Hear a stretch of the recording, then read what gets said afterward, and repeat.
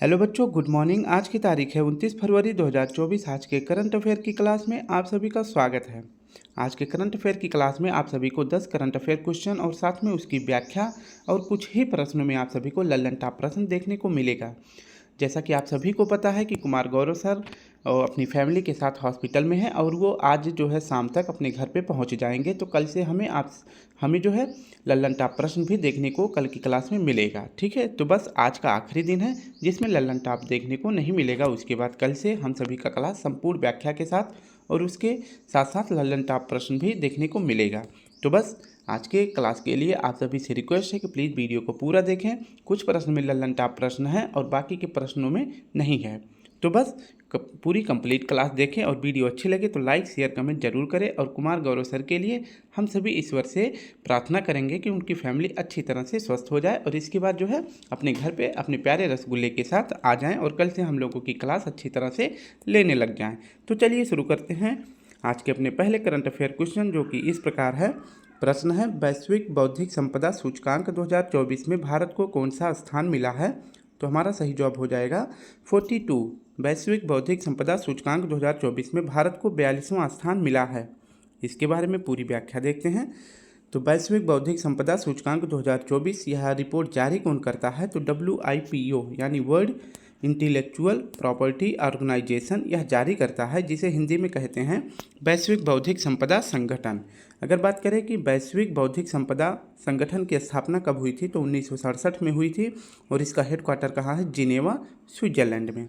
इसमें अगर बात करें कि वैश्विक बौद्धिक संपदा सूचकांक में भारत की रैंक कितनी है, तो भारत की रैंक है 42। अगर बात करें पहले और दूसरे नंबर पर, तो USA और UK यानी अमेरिका और लंदन है। टोटल इस रिपोर्ट में कुल कितने देश शामिल होते हैं? तो 55 देश शामिल होते हैं, जिसमें भारत की रैंक मैंने कितनी बताई है? तो 42 जो है रैंक भारत की है, आप देख सकते हैं। नेक्स्ट देख लेते हैं कुछ महत्वपूर्ण सूचकांक में भारत की रैंक क्या है। तो 111 किस में है? भुखमरी सूचकांक में। चौथे नंबर पर फायर पावर इंडेक्स यानी किस देश की आर्मी कितनी मजबूत है? तो इस प्रकार से अपने भारत की आर्मी चौथे नंबर पर है। पहले नंबर पर USA की है, दूसरे नंबर पर रूस की है और तीसरे नंबर पर चाइना की है और चौथे नंबर पर अपने भारत की है। ठीक है, नेक्स्ट प्रश्न देख लेते हैं। नेक्स्ट है कि 7वां स्थान किस सूचकांक में है? तो पर्यावरण प्रदर्शन सूचकांक में है। इसमें जो है इस रिपोर्ट में पहला, दूसरा और तीसरा इन 3 रैंक पे कोई भी देश नहीं है। चौथे देश पर फिनलैंड है और 7वें नंबर पर अपना भारत है। 161वें स्थान पर प्रेस फ्रीडम यानी प्रेस स्वतंत्रता सूचकांक में भारत की रैंक कितनी है? तो 161वें स्थान पर है। इसके बाद है 126वें स्थान पर भारत 2 इंडेक्स में है। एक तो पीस यानी शांति सूचकांक में और दूसरा है खुशहाली सूचकांक में। इन दोनों सूचकांक में भारत की रैंक है 126। 127वें नंबर पर भारत है लैंगिक अंतराल सूचकांक में। नेक्स्ट प्रश्न देख लेते हैं। प्रश्न है दूसरा, हाल ही में देश के लोकपाल के अध्यक्ष पद पर किसे नियुक्त किया गया है? तो देश के लोकपाल के अध्यक्ष पद पर किसे नियुक्त किया गया है? तो हमारा सही जवाब हो जाएगा ऑप्शन बी, अजय मणिक राव। व्याख्या देख लेते हैं। तो लोकपाल क्या है? एक संस्था है, इसमें जो है एक अध्यक्ष और 8 अन्य सदस्य होते हैं। तो अगर बात करें लोकपाल संस्था का एक्ट कब आया था, तो 2013 में आया था। कब आया था? तो आप सभी ने देखा होगा कि 2014 में एक पार्टी बनती है जिसे कहते हैं आम आदमी पार्टी। कब बनती है? तो 2014 में बनता है। क्यों बनता है? क्योंकि आप सभी को पता है कि अन्ना हजारे और अरविंद केजरीवाल और और भी व्यक्ति जो महत्वपूर्ण व्यक्ति थे, तो ये लोग आंदोलन करते हैं किसके खिलाफ? भ्रष्टाचार के खिलाफ।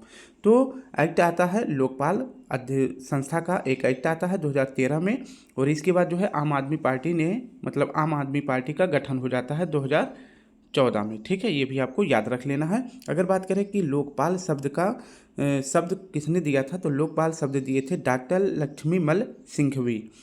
लोकपाल का मतलब क्या है, यानी इसका कार्य क्या है? भ्रष्टाचार को रोकना। अगर बात करें कि लोकपाल संस्था के पहले अध्यक्ष कौन बने थे, तो पिनाकी चंद्र बोस बने थे और अभी वर्तमान में कौन बने हैं? तो अजय मणिक राव बने हैं। ये भी आपको याद रखना है। ठीक है, कौन बने हैं? आप इनका चित्र जो है देख सकते हैं। ये कौन है? अजय मणिक राव हैं। अगर बात करें कि लोकपाल संस्था के जो अध्यक्ष होते हैं उनका कार्यकाल कितना होता है, तो 5 वर्ष या तो उनकी उम्र 70 वर्ष हो जाए। अब देख लेते हैं कुछ महत्वपूर्ण अध्यक्ष पद पर भारत के कौन व्यक्ति आसीन हैं। तो भारत के वर्तमान विधि आयोग अध्यक्ष कौन है? ऋतु राज अवस्थी हैं। मुख्य सूचना आयुक्त कौन है? तो हीरालाल सामरिया हैं। मुख्य चुनाव आयुक्त कौन है? तो राजीव कुमार हैं। महान्यायवादी यानी अटॉर्नी जनरल यानी एजी मतलब अटॉर्नी जनरल कौन है? तो आर वेंकट रमणी है। तो भारत यानी केंद्र सरकार के सबसे बड़े वकील कौन होते हैं? तो महान्यायवादी यानी एजी होते हैं, जो वर्तमान में कौन है? आर वेंकट रमणी है। 16वें वित्त आयोग के अध्यक्ष कौन है? तो अरविंद पनघड़िया हैं। ये भी आपको याद रखना है। नेक्स्ट प्रश्न देख लेते हैं। प्रश्न है हमारा तीसरा। हाल ही में वित्त मंत्रालय ने किसे नामित भारतीय वाहक उड़ानों के लिए अधिसूचित किया है? तो हाल ही में वित्त मंत्रालय ने किसे नामित भारतीय वाहक उड़ानों के लिए अधिसूचित किया है? इसका मतलब होता है कि राष्ट्रीय स्तर पर उड़ान भर रही थी अब तक जहाज, लेकिन अब यह जो है अंतर्राष्ट्रीय उड़ान भी भर सकती है। उसके लिए जो भी देश में मानदंड होते हैं उसको कंप्लीट कर लिया गया है। तो इसके तहत वित्त मंत्रालय ने किस एयरलाइन को अब जो है अंतर्राष्ट्रीय श्रेणी में नियुक्त कर दिया है, यानी कि वह अब अंतर्राष्ट्रीय उड़ान भर सकता है। तो इसका सही जवाब हो जाएगा हमारा आकाशा एयरलाइंस। इसके बारे में देख लेते हैं। अभी आकाशा एयरलाइंस को जो है नामित भारतीय वाहक श्रेणी में शामिल कर लिया गया है। और यह किसने किया है? तो वित्त मंत्रालय ने किया है, यानी कि अब जो है आकाशा एयरलाइंस अंतर्राष्ट्रीय उड़ान भर सकता है। इसके लिए जो भी मानदंड होते हैं उसको कंप्लीट कर लिया गया है आकाशा एयरलाइंस के द्वारा। अगर बात करें कि आकाशा एयरलाइंस के संस्थापक कौन हैं, तो विनय दुबे हैं। और इसका मुख्यालय कहाँ पे है? तो इसका मुख्यालय मुंबई में है। ये है आपका आकाशा एयरलाइंस। अब यह जो है एक देश से दूसरे देश में यानी अंतर्राष्ट्रीय स्तर पर ये उड़ान भर सकती है। नेक्स्ट प्रश्न देख लेते हैं। प्रश्न है चौथा। प्रतिवर्ष राष्ट्रीय विज्ञान दिवस कब मनाया जाता है? तो प्रतिवर्ष राष्ट्रीय विज्ञान दिवस मनाया जाता है 28 फरवरी को। इसकी कंप्लीट व्याख्या देखते हैं। तो राष्ट्रीय विज्ञान दिवस 28 फरवरी को मनाया जाता है। इस बार यानी 2024 में इसकी थीम है विकसित भारत के लिए स्वदेशी तकनीकी विकसित करना। विकसित भारत के लिए स्वदेशी तकनीकी विकसित करना। अगर बात करें कि राष्ट्रीय विज्ञान दिवस कब से मनाना शुरू किया गया था, तो 1986 से मनाना शुरू किया गया था। 28 फरवरी को क्यों मनाते हैं? क्योंकि 28 फरवरी को ही रमन प्रभाव की खोज की गई थी। इसलिए 28 फरवरी 1930 में सीवी रमन को भौतिकी का नोबेल पुरस्कार मिला था। इसलिए 28 फरवरी को राष्ट्रीय विज्ञान दिवस मनाते हैं। अब देख लेते हैं कि भारत का सर्वोच्च सम्मान कौन सा है? तो भारत रत्न है। इसके बारे में कुछ महत्वपूर्ण बातें याद रख लेते हैं। तो भारत का सर्वोच्च सम्मान भारत रत्न है। इसकी शुरुआत कब होती है? तो 1954 में। यह जो है उस टाइम पे यानी 1954 में 3 लोगों को मिला था। डॉक्टर सर्वपल्ली राधाकृष्णन जी को, सी राजगोपालाचारी जी को और सीवी रमन जी को। इन 3 व्यक्तियों को जो है 1954 में भारत का सर्वोच्च सम्मान भारत रत्न से सम्मानित किया गया था। अगर बात करें कि भारत का सर्वोच्च सम्मान भारत रत्न मरणों उपरांत पहली बार किसे मिला था, तो लाल बहादुर शास्त्री जी को मिला था। इसके बाद है कि भारत रत्न पहली बार किस विदेशी व्यक्ति को मिला था, तो पहले थे खान अब्दुल गफ्फार खान और दूसरे बने थे नेल्सन मंडेला। अभी जो है हाल ही में 2024 में 5 व्यक्तियों को भारत रत्न देने की घोषणा की गई है। पहले हैं कर्पूरी ठाकुर, दूसरे हैं लाल कृष्ण आडवाणी, तीसरे हैं एम.एस. स्वामीनाथन, चौथे हैं चौधरी चरण सिंह और 5वें हैं पी.वी. नरसिम्हा राव। ये भी आपको याद रख लेना है। नेक्स्ट प्रश्न देख लेते हैं। हाल ही में स्वयं प्लस प्लेटफॉर्म किसने विकसित किया है या किसने लॉन्च किया है? तो हाल ही में स्वयं प्लस प्लेटफॉर्म किसने लॉन्च किया है? तो हमारा सही जवाब हो जाएगा ऑप्शन डी, शिक्षा मंत्रालय के द्वारा यह लॉन्च किया गया है। इसके बारे में व्याख्या देख लेते हैं। तो स्वयं प्लस प्लेटफॉर्म यह किसने लॉन्च किया है? तो शिक्षा मंत्रालय ने लॉन्च किया है। अगर बात करें कि शिक्षा मंत्रालय के मंत्री कौन है वर्तमान में, तो धर्मेंद्र प्रधान है। और यह यह प्लेटफॉर्म कहाँ से लॉन्च की गई है? तो नई दिल्ली से लॉन्च किया गया है। इसका उद्देश्य क्या है? तो इसका उद्देश्य है व्यावहारिक ज्ञान को बढ़ावा देना, यानी स्किल डेवलपमेंट को बढ़ावा देना। ठीक है। इसके तहत जो है 43 मिलियन स्टूडेंट्स इस प्लेटफॉर्म से जुड़ गए हैं। ठीक है, तो ये भी आपको याद रखना है। स्वयं प्लस प्लेटफॉर्म किसने शुरू किया है? शिक्षा मंत्रालय के द्वारा शुरू किया गया है। नई दिल्ली से इसे लॉन्च किया गया है। इसका उद्देश्य व्यवहारिक ज्ञान और कुशलता को बढ़ावा देना। इसके बाद हम अपने देख लेते हैं नेक्स्ट प्रश्न को। छठा प्रश्न है हमारा। हाल ही में जगन्नाथ दिघी वाटर फ्रंट विकास परियोजना का उद्घाटन कहाँ हुआ है? तो जगन्नाथ दिघी वाटरफ्रंट विकास परियोजना का उद्घाटन किया गया है त्रिपुरा में। ऑप्शन ए सही हो जाएगा। इसके लिए व्याख्या देख लेते हैं। तो जगन्नाथ दिघी वाटरफ्रंट परियोजना त्रिपुरा में लॉन्च किया गया है। किसके द्वारा? तो सीएम डॉक्टर मानिक साह के द्वारा यह परियोजना लॉन्च की गई है। इसका उद्देश्य है पर्यटन और बुनियादी ढांचा को विकसित करना, जैसे कि पढ़ाई के लिए और हर प्रकार से बिजली की सुविधा देना, स्वास्थ्य पर जो है सुविधा देना और शिक्षा के लिए बेहतरी उपाय करना। इन सभी के लिए जो है जगन्नाथ दिघी वाटरफ्रंट परियोजना त्रिपुरा में शुरू किया गया है। और यहाँ के सीएम कौन है? डॉक्टर मानिक साह जी के द्वारा यह परियोजना शुरू की गई है। इसे आप याद रखेंगे। और साथ में एक और परियोजना शुरू की गई है त्रिपुरा में, इसे भी आपको याद रखना है, जिसका नाम है चेष्टा पहल। चेष्टा पहल यह भी त्रिपुरा में लॉन्च किया गया है। और इसका उद्देश्य क्या है? तो बाल विवाह उन्मूलन यानी बाल विवाह को रोकना। इसके लिए जो है त्रिपुरा में चेष्टा पहल परियोजना शुरू की गई है। नेक्स्ट प्रश्न देख लेते हैं हमारा कि त्रिपुरा राज्य के बारे में कुछ महत्वपूर्ण जानकारी कलेक्ट करते हैं। तो त्रिपुरा राज्य की स्थापना अगर पूछे कब हुई थी या फिर त्रिपुरा राज्य कब बना था, तो 21 फरवरी 1972 में। इसकी राजधानी है अगरतला। और यहाँ की प्रमुख भाषा कौन है? कोकबरोक। तो भाषा ये भी प्रश्न पूछा गया है कि कोकबरोक भाषा किस राज्य में बोली जाती है? तो त्रिपुरा में बोली जाती है। जीरो लाइन यह जो है किसके बीच में है? तो बांग्लादेश और त्रिपुरा के बीच में है, क्योंकि त्रिपुरा को जो है बांग्लादेश तीनों तरफ से घेर के रखा है। त्रिपुरा का फेस्टिवल, प्रमुख फेस्टिवल कौन सा है? होजागिरी फेस्टिवल है। और यहाँ पे कौन सी पूजा सेलिब्रेट की जाती है? तो खारची, केर और गाडिया, ये 3 महत्वपूर्ण पूजा जो है कहाँ पे मनाया जाता है? त्रिपुरा में मनाया जाता है। इसके बाद नेक्स्ट प्रश्न देख लेते हैं। हमारा 7वां प्रश्न है, हाल ही में 33 गेंद में T20 इंटरनेशनल का सबसे तेज शतक लगाने वाले जॉन निकोल का संबंध किस देश से है? तो T20 इंटरनेशनल क्रिकेट में सबसे तेज शतक लगाने वाले जॉन निकोल का संबंध है नामीबिया से।